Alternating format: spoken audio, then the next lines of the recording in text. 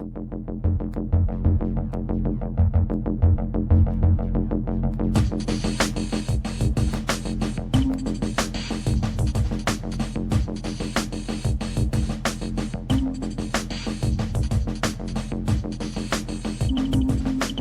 was attending a lot of the Rock Against Racism marches with the Anti-Nazi League. I knew a bit about the threat of fascism. So this struck me as potentially a very interesting backdrop for this future world that I was going to be talking about, because as with most of the future worlds in science fiction, you're not talking about the future. You're talking about the present.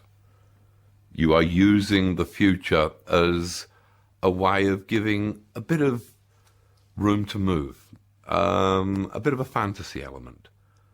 It makes it into something that is once removed from the thing that you're actually talking about, so people can enjoy it on a fantasy level, while hopefully perhaps some of the deeper points that you're making are sinking in. So we put V for Vendetta together on that basis. It was David Lloyd's idea and it was a brilliant idea, to actually make him look like Guy Fawkes, which we'd been struggling with what this guy should actually look like, and we'd come up with several things that weren't very satisfactory. But when Dave suggested, almost as a joke, I don't think he expected me to go along with it, he suggested this sort of Guy Fawkes figure. And as soon as I saw it, I saw that this was genius. It was connecting to this whole British mythology. There was something so British and so striking about that iconic image. And it played well into the kind of thinking that was already starting to develop upon the strip.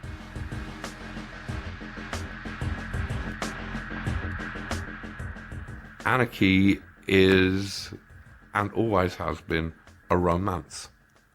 It is clearly the best way and the only morally sensible way to run the world. That everybody should be the master of their own destiny. Everybody should be their own leader.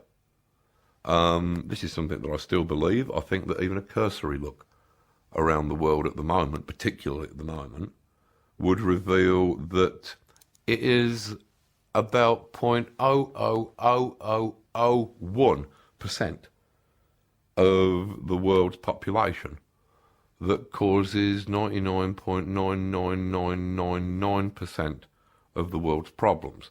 And that tiny percentage, it's not the Jewish banking conspiracy. It's not the asylum seekers. It's not the secret homosexual conspiracy running Hollywood. It's not even the Scientologists. It is leaders. That what we need is an administration, at most. We don't need people to boss us about. I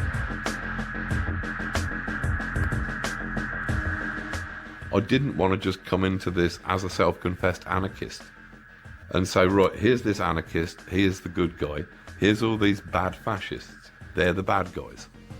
I mean, that's trivial and insulting to the reader.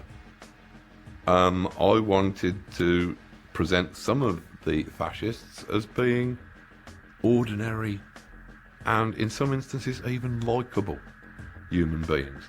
They weren't just Nazi cartoons with monocles and University of Heidelberg dueling scars. You know, they were people who had made their choices for a reason. Sometimes that reason was cowardice. Sometimes that reason was wanting to get on. Sometimes it was a genuine belief in those principles. So we suggest that, yeah, the Nazis, they weren't from space. They weren't from the depths of hell. They were butchers and street sweepers and school teachers and ordinary people from ordinary works of life. They weren't monsters, but they just went along with fascism when fascism was the order of the day.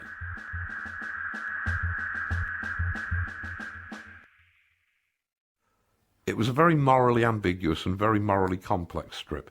And in its original, and in, I believe, its best inception, it was entirely in black and white.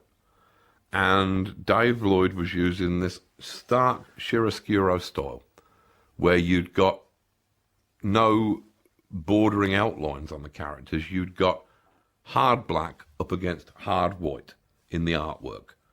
Whereas in the story, in the text, there was almost nothing but shades of grey, in moral terms. And that kind of contrast, I think, worked really well in the original strip.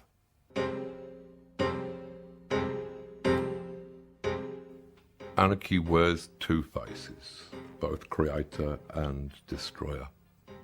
Thus, destroyers topple empires, make a canvas of clean rubble where creators can then build a better world. Rubble, once achieved, makes further ruins means irrelevant.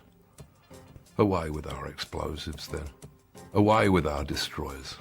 They have no place within our better world. But let us raise a toast to all our bombers, all our bastards, most unlovely and most unforgivable. Let's drink their health, then meet with them no more.